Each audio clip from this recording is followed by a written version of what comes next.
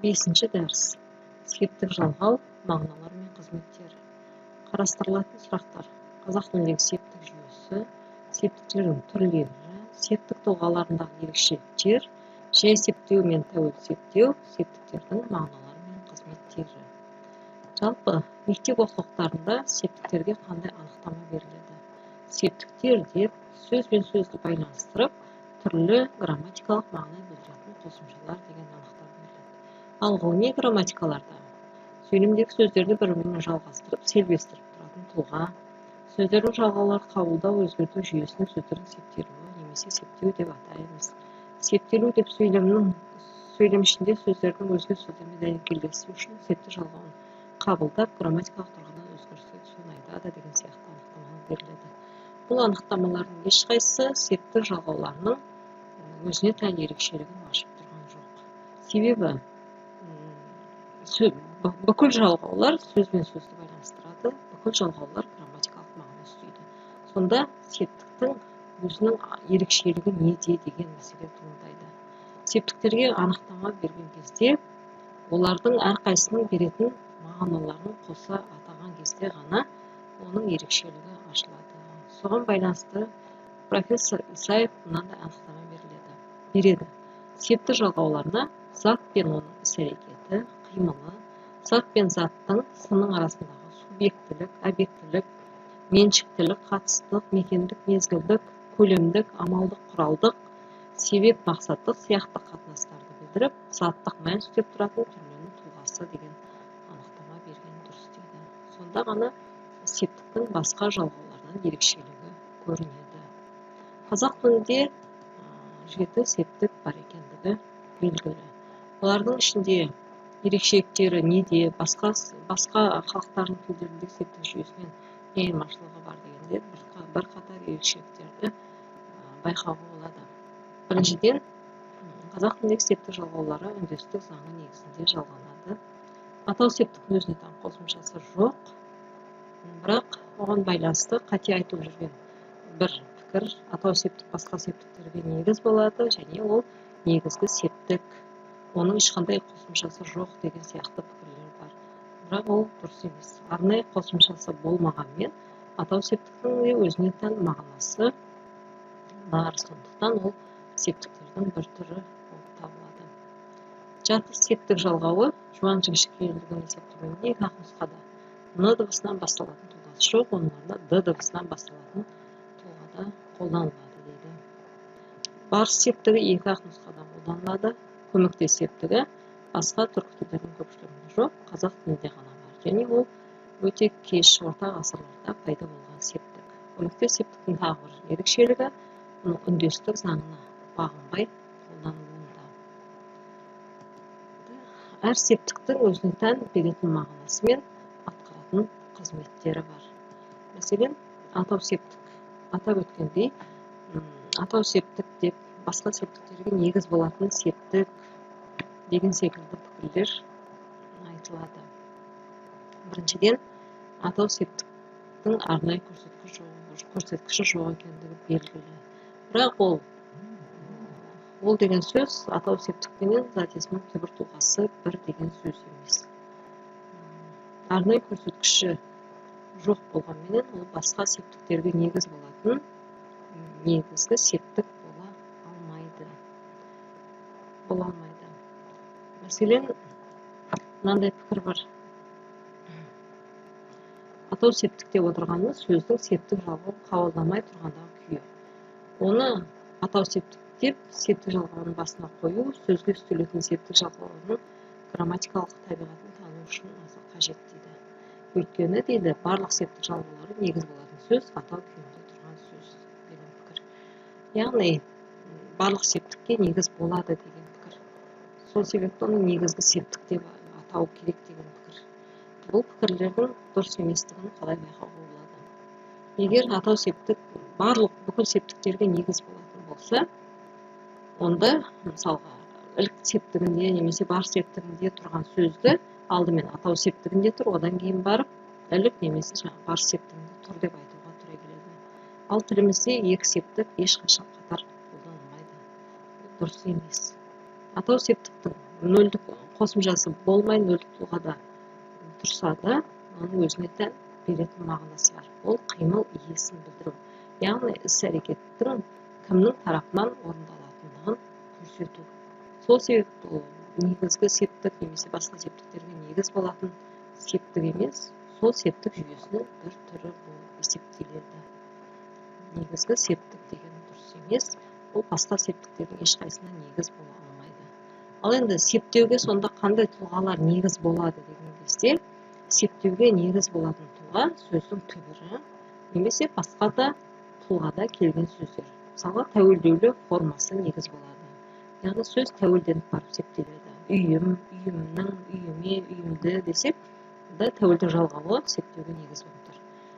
Ал енді келген, келгеннің, келгенге, келгенді десек, онда есімше тұлғасы негіз болып тұр. Яғни септеуге негіз болып, содан кейін барып септік жалғаулар жалғанып тұр. Негіз дегенде біз осыны түсінуіміз керек. Атау септікке байланысты тағы бір жаңсақ пікір, мынандай пікірлер бар. Атау септіктегі сөз бастауыш қызметінен басқа баяндауыш қызметінде жұмсалады дейді. Мысалға, ол мұғалім деген бастауыш пен баяндауышты алатын болсақ, мына сөйлемдегі баяндауыш болып тұрған сөзіміз атау септігінде тұр деп тұр.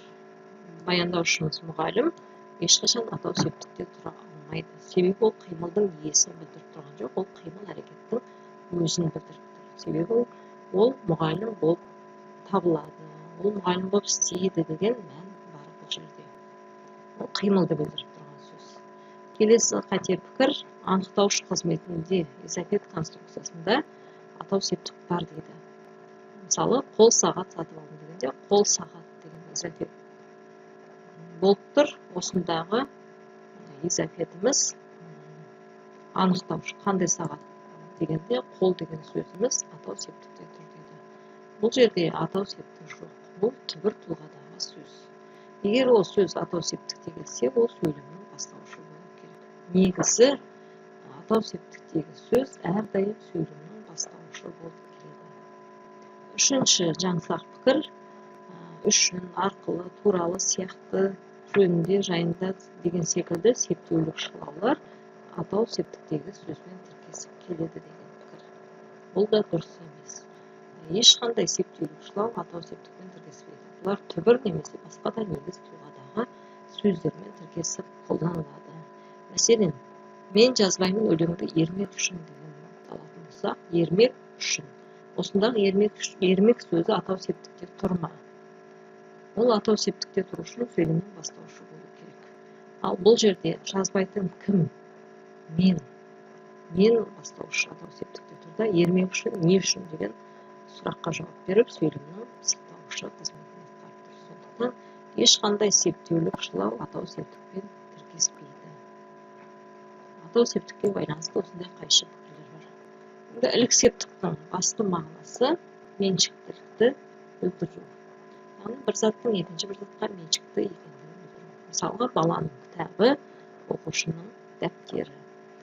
Ал енді меншіктікпен қатар ілік септік басқа да түрлі қатынастарды білдіреді. Мысалға, ағамның жолдасы, әкемнің нағашысы дегенде бұл жерде меншіктілік емес, қатыстылық мағына. Туыстық қатынасты көрсету. Кітаптың беті, үйдің терезесі дегенде бүтіннің бөлшегі. Судың сылдыры, сөздің түйіні дегенде сапалық қасиет. Аттың жүйрігі, қыздың сұлуы дегенде мұнда да таза меншіктілік мағына жоқ. Сонда бұның беріп тұрған мағынасы контекстке қарай ажыратылуы керек. Ілік септігі көп жағдайда түсіріліп қалып қолданылады. Себебі ілік септіктегі сөзден кейін міндетті түрде тәуелдік жалғауындағы сөз болады. Кездеседі, тәуелдік жалғау ашық қолданылады да, ілік септігін түсіріп айта беруге болады. Себебі екеуінің арасындағы байланыс өте тығыз болады. Мысалға, мектеп директоры, кітап беті деген сияқты қолданыстарды түсіріп айта береміз. Ал енді түсіріп айтқан кезде, жалпы ілік септік түсіп тұрса, меншіктік мағына әлсіреп, оның орнында қатыстық мағына орын алады. Ал мына қолданыстарды қарайтын болсақ, мысалға ақынның өлеңдері, қала жастары ашық қолданған кезде ақын қандай да бір ақынға меншікті өлең болатын болса, ақын өлеңдердегі жалпы ақындарға тән қатыстық мағынаны білдіріп тұр. Қала жастары дегендер сол сияқты. Ал енді Абай көшесі дейтін болсақ, ол Абайдың меншігіндегі көше емес, тек сол Абайдың есіміне қатысты көше екендігін білдіріп тұр. Ал изолит конструкциясында қолсаға тас жол жібек орамал дегенде бұл жерде ілік септігі мүлде жоқ. Бұл сөздер алдыңғы сөздері түбі тұлғадағы тұрған сөздер деп түсінуіміз керек. Жалпы түркі тілдерінде изофет деген ұғым бар. Изофет сол тәуелді жалғауындағы сөзбені ілік септіктегі сөздің матаса байланысуымен байланысты ұғым. Егер де екеуі де екі жалғауда ашық қолданылатын болса, онда оны үшінші изофет деп атаймыз. Егер мұндағы ілік септік түсіп қалса, екінші изофет болады. Екі қосымша да түсіп қалып қолданылса, онда бірінші изофетке айналады. Бұл жердегі Сүлейменсай деген елді мекеннің атауының қалыптасуы осы толық нұсқасынан қалыптасқан. Яғни Сүлейменнің меншігіндегі сай бастапқы ұғымы. Екінші, одан барып қолданыла келе, мына тілді қысқарту, ықшамдау процесінің нәтижесінде Сүлеймен сайы деген қалыптасқан. Ол Сүлеймен сайы деген бір атауға айналып, атаулық мәнге ие болып, Сүлеймен сай деп бір атау бірігіп жазылатындай сөз ретінде қалыптасқан. Демек, бұл конструкцияда үшінші изофет бірінші қалыптасқан, бірінші изофет соңынан қалыптасқан деуге болады. Тілде барлық құбылысты бірақ осылай түсіндіруге болмайды. Кейде керісінше бірінші изофеттен екіншіден үшінші қалыптасуы мүмкін. Келесі, бар септігінің негізгі мағынасы жанама объектіні қимыл әрекеттің кімге, неге, қайда бағытталғанын көрсету. Мысалға, қалаға кетті, үйге келді, қайда деген сұраққа жауап беріп, таза бағыттық мағына беріп тұр. Ал кісіге берді, қонаққа ұсынды дегенде бағыт емес бұл жерде. Бұл жерде объекті, жанама объектіні көрсету. Көруге кетті, оқуға келді десек, мұнда не үшін сұраққа жауап беріп, мақсат мәнді. 2 метрге созылды, жазға жетті дегенде мөлшерлік мағына болатын болса, малға бай, сөзге сараң дегенде мағынасы алдыңғылардан мүлде бөлек қатыстық, сындық мағынаны білдіріп кетіп тұр. Бар септігі тілде септеулік шылаулармен тіркеседі. Демек, дейін, шейін, қарай, таман, тарта деген септеулік шылаулардың алдында бар септіктегі сөз қолданылады. Мысалға, үйге дейін, жазға шейін, күзге қарай, көктемге таман, жүзге тарта, мыңға тарта деген секілді. Бар септігі негізінен көп түсіріліп қолданыла алмайды, ашық қолданылады. Себебі бар септік түсіп қалса, оның алдындағы сөзбенен байланысы түсініксіз болып қалады. Бірлі жарым қолданыстарда түсіп қалу кездеседі. Мәселен, Мәскеу бардым, не көрдім, туысқан туған ел көрдім дегенде Жамбыл атамыздың өлеңінде Мәскеуге бардым. Ауызекі қолданысқа тән осындай қысқартып қолдану кездеседі. Алматы кетті дейді, кескен тау асты дейді, тау асты деген орнына. Демек, бірлі жарым қолданыстарда түсіріп айтуға болады. Сол сияқты ер жету, бой жету тұрақты тіркестерінің толық нұсқасы ерге жету, бойға жету болғанда қолданыла келе қосымшасы түсіп қалған деуге болады. Бар септігімен келген көптеген сөздер өзінің құрамындағы септіктерінің мағынасынан айырылып, үстеуге айналып кеткен. Алға, артқа, кешке, босқа, күн ұзаққа деген осындай мысалдарда неге, қайда деген сұрақ қоя алмаймыз. Кімге, неге деген сұрақ қоя алмаймыз да, тек қана қайда деген үстеудің сұрағын қоямыз. Оны бөліп алып, қосымшаларды бөліп қарастыруға болмайды. Яғни, бұл жердегі септік жалғауы өзінің мағынасынан да, байланыстыру қасиетінен де айырылып қалған деген сөз. Келесі, тап септіктің білдіретін негізгі мағынасы мағынасы қимыл әрекеттің тура бағытын, яғни тура объектісін білдіру. Іс әрекеттің қайда бағытталғанын көрсету. Мысалға, кітап оқу, кітапты оқу. Ашық, жасырын қолдану айырмашылығы жоқ. Қалай айтсақ та, оның сол тура объектілік мағынасы сақталып қалады. Тек табыс септігіндегі сөздер өзінен кейін сабақты етістікті қажет етеді. Егер арасына сөз түспей қолданса, жазығын қолданыла береді. Егер арасына сөз салатын болсақ, кітапты мен оқыдым. Онда жасырын қолдана алмаймыз, ашық қолданылады. Табыс септіктегі сөз ешқандай септеулік шылаумен тіркеспейді. Келесі жаты септік мағынасы жанама объекті, яғни іс-қимылдың болу орны, мекені, мезгілі, көлемі, тұрағын білдіру дейді. Жаты септіктегі сөздерде адвербиалдан қолданылады, сөйтіп үстеуге айналып кеткен сөздер бар. Тағы бір ерекшелік, жаты септіктегі сөзден кейін г деген функциялық жұрнақ көп қолданылады. Ауылдағы, кісідегі дүние, базардағы мал, кісідегінің кілті аспанда деген секілді. Мұндай қолданыстар көп емес, г жұрнағын жалғаудан кейін келетін функциялық жұрнақ деп айтамыз. Келесі шығыс септіктің мағынасы қимыл әрекеттің неден, қайдан шыққанын, басталғанын білдіру. Мысалға, бетінен сүйді, басынан сипады. Айғайдан шошып кетті, себебін білдірді. Аяқтан аттады, таудан асты дегенде қайдан орынды білдіріп тұр. Бетегеден биік, адамнан ақылды, жанама объектіні білдіру деген сияқты контекстке қарай түрлі мағыналарды білдіре береді.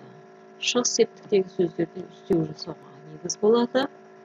Себебі мынандай сөздердің құрамында септік жалғауы, шығыс септігі септеулік шылаулармен тіркесіп келіп, және адвербиалданып қолданыла алады. Мысалы, алдан, аяқ астынан, баяғыдан, келтесінен, кенеттен. Бірлі жарым қолданыстарда түсіріп айтуға болады. Мәселен, тескен тау өтті, тескен таудан асты, бел асты, белден асты деген қолданыстарда. Бірақ көп түсіріліп айтылмайды. Көмектес септігінің негізгі мағына, көмектес септігін көбінесе құралдық септік деп атайды. Себебі іс-әрекеттің немен, қандай құралмен істелгенін білдіреді, және қимылдың ортақтығын, яғни қанша адаммен бірлесіп істелгенін көрсетеді. Мысалға, жолдасыммен хат жаздым. Қимылдың екі адамға ортақтығы. Сондай-ақ қимылдың амалын қалай істеуін бар зейінімен тыңдады. Іс-әрекеттің қимылдың мақсатын бір оймен келді. Қимылдың мекенін, мезгілін, жолмен жүрді. Қимылдың себебін сөйлеумен, естілмей қалды деген сияқты. Негізгі мағыналары қимылдың құралы және ортақтық мағыналары. Көмектес септігіндегі сөздер, көмектес септігі мен, бен, пен түрінде үндестік заңына бағынбай қолданылады. Оның себебі көмектес септіктің қалыптасуына байланысты.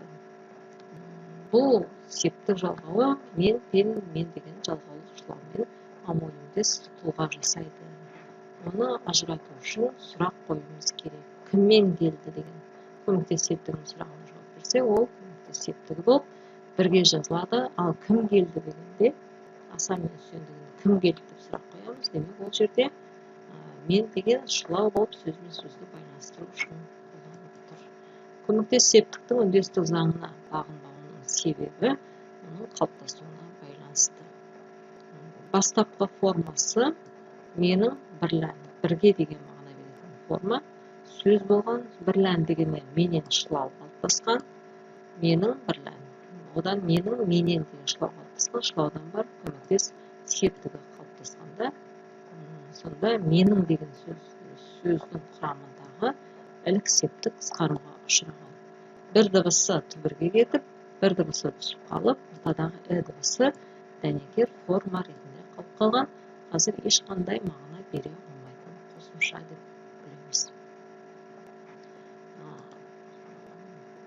Негізгі септіктердің мағыналары мен қызметтері осындай. Енді әр септіктің атқаратын өзіне тән қызметі бар, ол беретін сұрағына, қойылатын сұрағына байланысты. Сонымен қатар түркологияда септіктерді мынадай екі топқа бөліп қарастырамыз: грамматикалық септіктер және көлемдік септіктер. Грамматикалық септіктер деп атаулық табыс септіктерін айтамыз, қалған септіктерді көлемдік септіктерін айтамыз. Алғашқы үш септік таза заттық ұғыммен байланысты болатын болса, келесі көлемдік септіктер тек қана заттық мән емес, істеудің мәнінде жұмсалып, істеудің сұрақтарына жауап береді. Яғни қызметі әр тарапты болғандықтан көлемдік деп аталады. Сұрағына келетін болсақ, сұрақтар атаулық табыс септіктері кім, не, кімнің, ненің, кімді, не деген тек қана зат есім сұрақтарына жауап беретін болса, көлемдік септіктерде кімге, неге, қайда деген сияқты істеудің де сұрақтарына жауап береді. Қызметіне қарай, атаулық табыс септіктер тек қана заттық мәндегі қызметтерді атқаратын болса, қалған септіктер адвербиалдық қызметтер атқарады. Сондай-ақ тіркесімділік тұрғысынан алған кезде де екі топ септіктің ерекшелігі бар. Үш септіктің өзіне тіркесетін сөзбенен байланысы өте тығыз болады. Мысалы, атау септіктегі сөз өзінен кейін жіктік жалғауындағы сөзді талап етеді, сөйтіп қиса байланысуға негіз болады.